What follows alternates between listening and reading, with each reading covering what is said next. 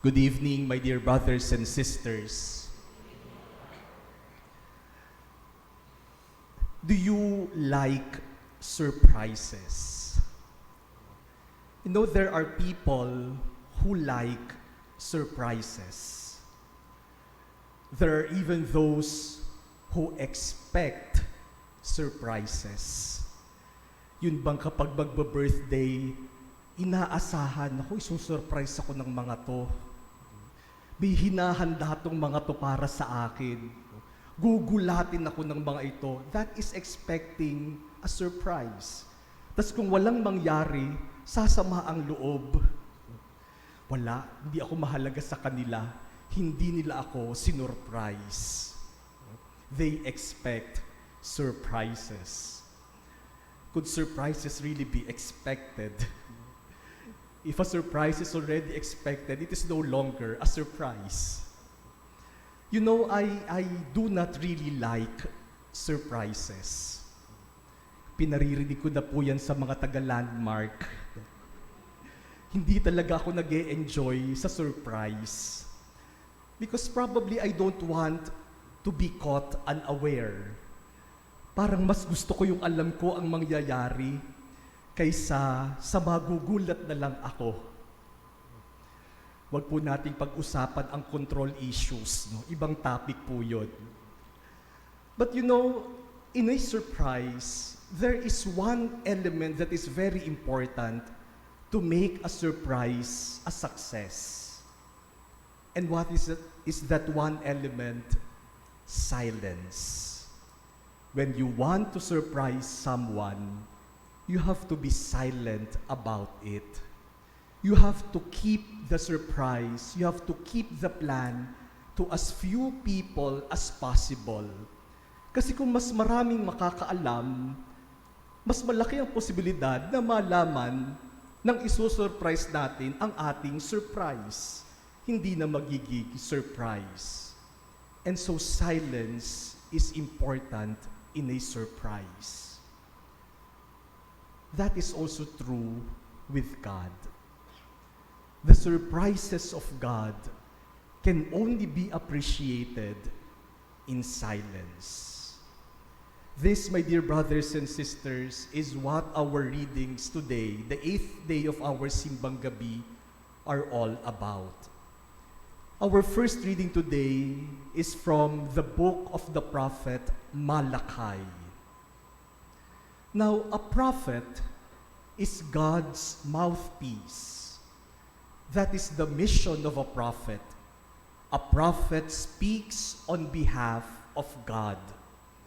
And so when we hear a prophet, it is really God whom we hear. When a prophet speaks to us, it is God who speaks to us.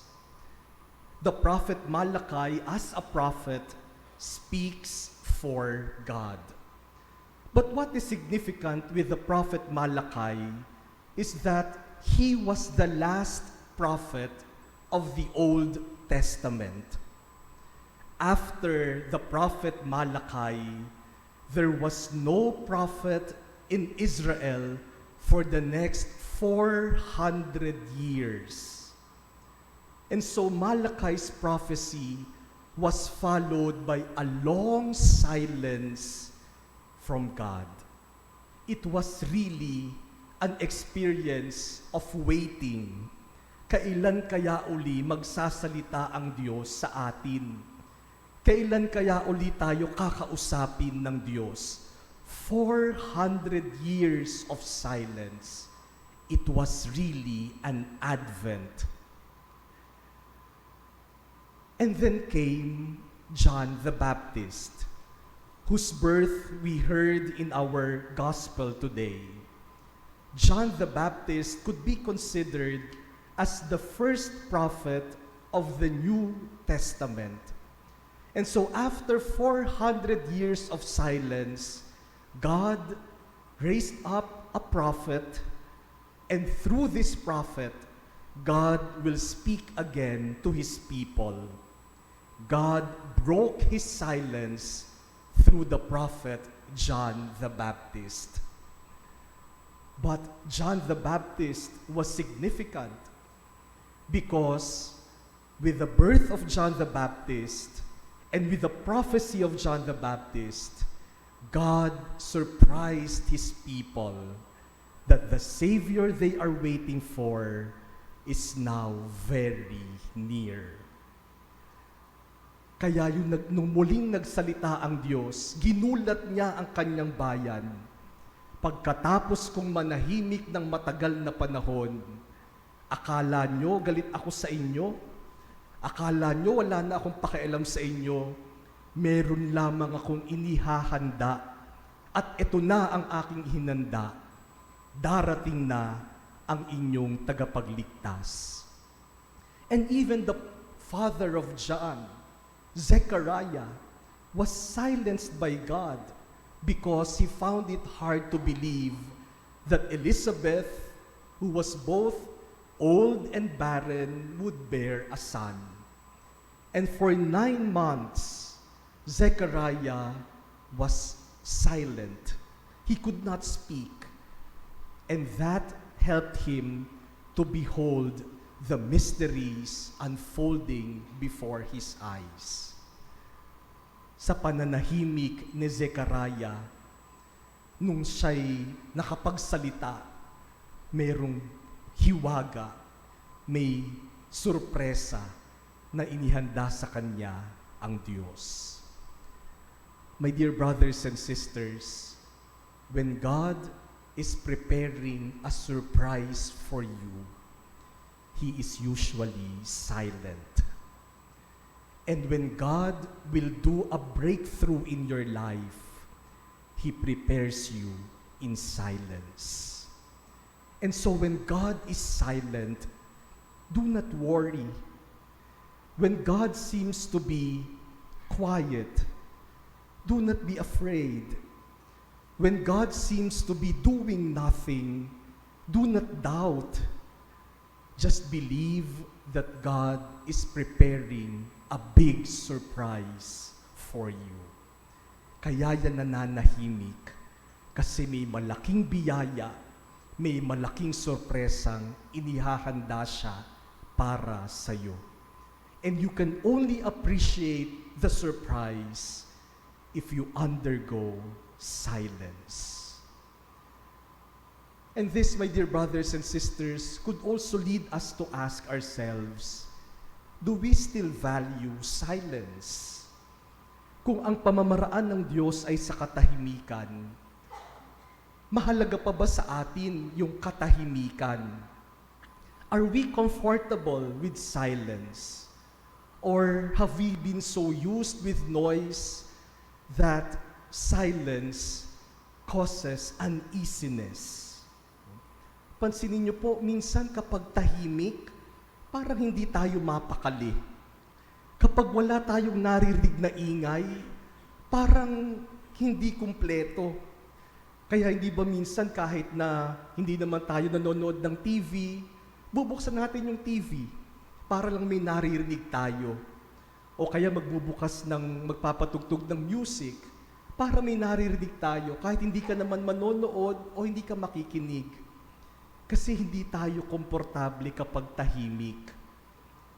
Are we afraid of silence? The fear of silence is usually caused by the many noises within and without. Kaya ayaw nating tumahimik kasi baka marinig natin yung mga bagay na ayaw nating marinig, lalong-lalo na nanggagaling sa ating kalooban at sa ating puso. Do we still value silence? Do we still give time for silence every day? Remember, my dear brothers and sisters, that the first Christmas happened in silence. Kaya nga kumakanta tayo ng Silent Night, Holy Night, all is calm, all is bright. And during that silent night, God made the biggest surprise, a baby boy was born, and that baby boy is the Savior of the world. And so, my dear brothers and sisters, I wish to make one request. On Sunday, Christmas Day, may I please request that each of us would spend some time in silence. Tiyak na magiging busy tayo at marami tayong gagawin sa araw na yon, but please, spend some time in silence on Christmas Day and reflect on the great mystery, the great surprise of God. For it is only in silence that God comes. It is only in silence that we will understand Christmas. And it is only in silence that we will see the many surprises of God.